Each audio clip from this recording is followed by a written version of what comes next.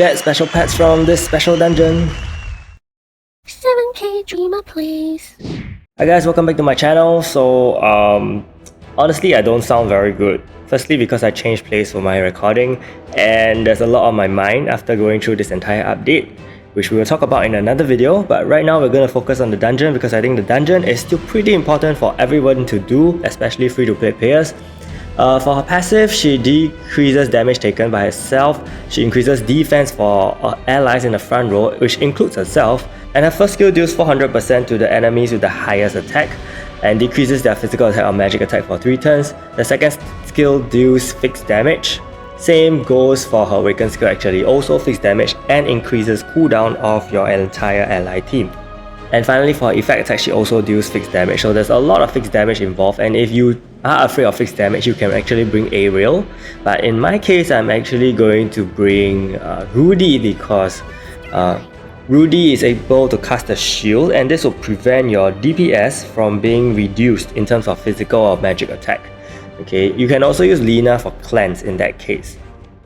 But I think bringing Rudy for shield is a lot better and more efficient because at least you don't get fixed damage and you don't get reduction in your attack stat. So you can also buff Shane's traits in terms of changing it to deal more damage on universal targets if you do one, but of course it's at the cost of Topaz and I don't think it's worth it at all. So without further ado, we're going to check out the dungeon.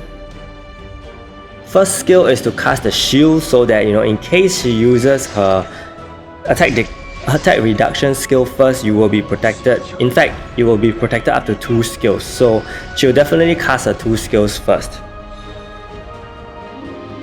And then it's followed by Yuri's debuff skill so that your Shane will be able to do a lot more damage. And you really need that because otherwise Shane won't be doing too much at all. The next thing I would suggest is using Fenrir's top skill, which is to cast the block nullification as well as the increased crit and lethal damage. However, you see that my Shane has her awakened skill already up, so I decided to go with that first because, you know, if I use Fenrir's buff earlier, then it will use up a turn later because of Shane's transformation. So I decided to use the transformation first.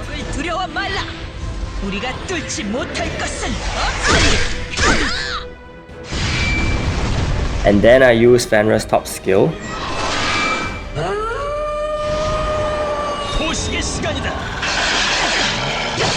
And then it's all, you know, completely just going to be spamming Shane's attacks. But because I don't have a seek here, or in fact skill cooldown is a little bit weird in special dungeon, so Shane's attack is going to take a while to reset. Now in that case, you can actually use Yuri's awakened skill here. Yuri's awakened skill will increase the damage you deal onto universal heroes, so it's very good for dealing with Randgrid here. You will definitely be able to do more damage, and hopefully, you know, your Shane cools down in time right before she uses her next skill, so that you can continue to do enough damage with the Yuri buff intact. You see that it deals about 1 million and it cuts her HP by half only. Okay. Next thing I try is to use Yuri's reset cooldown skill to reset Shane's cooldown. It's best if you give Yuri a PvE skill cooldown jewel here so that she's able to reset her skill faster, and then I cast Shane's skill again. But just in case, you know, she reduces my attack, I actually use Rudy's shield here. And sure enough, she actually is able to use her next skill. I'm not too sure if it will always be the fixed damage skill here or the attack reduction skill, but either way, just in case she reduces your attack. Okay, I used the shield first and then I finally used Shane's attack to kill her off.